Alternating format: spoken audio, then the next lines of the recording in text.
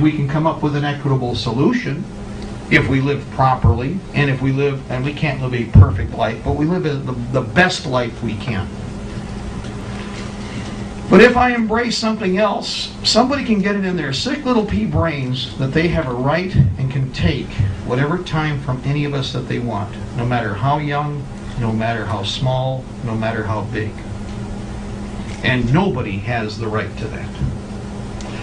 The original concept of our whole form of government is based on the idea that liberty is given to us through God and is directly commuted to a person, to the human being, the corpus, the flesh, the man and the woman. Okay? There is no middleman. There is no state as the middleman in between. There is a cooperation with our form of government whereby we have a state that we have created to the best of our ability that is to ensure that we can protect our liberty interest. People have a very hard time with this. Most people would like to, I want to manage your life. I'd like to manage you. And like Ron Paul, what did he say? I don't want to manage your life. What's the first thing he said? I don't know how. What he was doing isn't expressing just Ron Paul's position, guys. He was expressing what was the founding fathers' position with regard to the concept of liberty. Okay? Now, candy's pretty tasty. I'm going to eat it. Why? Because that's time in there. I have no choice but to consume it. I don't get to pick whether or not I'm going to use this time up. So the next part of the most important element of this candy here, so to speak, is what do I do with the time that's given to me? Oh, that's a bad one, because that gets back to that whole R word again, responsibility. Do we live to the best of our ability, and in doing so, do we have to express ourselves in some way in doing this? What do we reach for? What are we trying to achieve? What are we trying to accomplish? You know, I used to be in aerospace engineering. This is one of the most frustrating things to me. I always laugh and I joke about this even on the air. Where's the Clavius moon base, dude? Where's the Pan Am space clipper? Why did I not get a chance to go to the space station yet, dude? We're supposed to be able to take that shuttle to the moon, man, remember? In 1969, 2001, A Space Odyssey expressed a concept of a natural progression based upon the achievements of the United States from 1961 through 1969. We can argue whether or not we went to the moon, as a personal note, but as a representation, let's look at it this way. We went from throwing guys and monkeys in little capsules to going to another planet and walking on that sphere in 1969. Now I'm going to ask you something. What have we done since? Nothing. We have done nothing in 40 years. No, that's a pickup truck. Let's call it what it is. The space shuttle, she's right. But the space shuttle is like in Detroit where we had a 3-part program called the People Mover system. Well, they built the People Mover downtown, but it was based on the idea you had to have a retail and a wholesale transport of people to get them to where this little pedestrian mover is. They built the cool little People Mover, but they never built the rest of the transportation system. All the money was stolen. So you've got this cool little People Mover that goes around in circles and serves absolutely no purpose at all. Now the space shuttle is the same way. The space shuttle was the pickup truck of our space fleet. It's like saying, "Wow, I got a hell of a U-Haul truck." You know?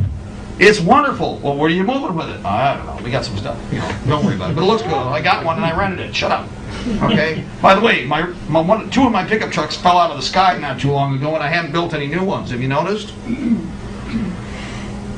What happened to reaching for the stars? Because not just reaching for the stars, reaching for higher standards. And not while stepping on somebody else's shoulders or feet or head or hands in the process. Not while putting a gun to someone's head and demanding their time. Because it wasn't necessary. Now, people would argue, well, wait, but we had taxes and all this stuff that made the space program. We know that, okay? So I'm using basic concepts. I also understand the intricacies of what we're dealing with here, okay? But that is symbolism. The whole idea, the spirit of can-do America had to be killed into can't-do America. Won't even bother with the energy to turn around and pick up the tool because why bother? Instead, Our original goal, the original concept of everything we did is so that I could pass the flag on to that young man right there, that young guy right there when the time comes. Because time waits for no one. At some point, each of us leaves this mortal coil. When we do, what are we going to leave for all of these good people that we leave behind? Who in turn are going to have a young man or a young girl that they're going to have to take care of just exactly the way mom and dad took care of them. Think about it. What do you want to see? Do you want to see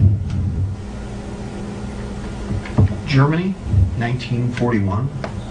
You want to see Russia, 1932? Do you want to see the Pol Pot regime in America? Would any of you be willing to risk your life and stand in the fray and stop this? Because you all know, I'm just expressing, all I am is going to be a witness. That's all I've been for years. You know, years ago, 1995, I had all the information. By the way, it's in American Peril 3. A lot of you might have seen that one time or another if you've had a copy of it. I brought up torture in America in 1995. You know, I was attacked and bit at left and right. Oh, they would never let that happen. They would never. People, torture is a part of the American vocabulary in the year 2008. Is there anybody here that is proud of that? Torture in America is now part of a vocabulary of a nation state that is supposed to be standing for liberty.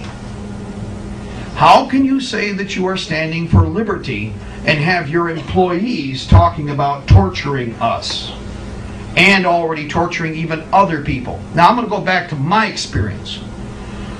In the late 70s and early 80s, I worked with a lot of interrogators, and I worked with a lot of people who were in the business of, if I want to try and extract something from somebody, how do we do it?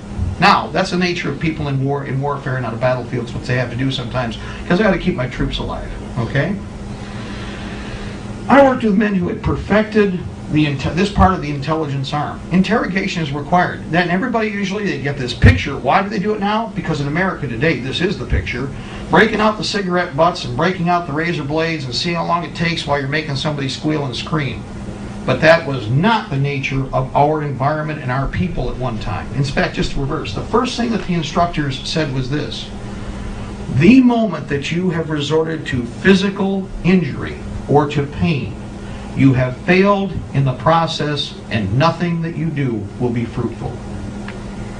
This from people who, we can do like they did in the movies. Think about this. How many of you have you noticed how World War II movies have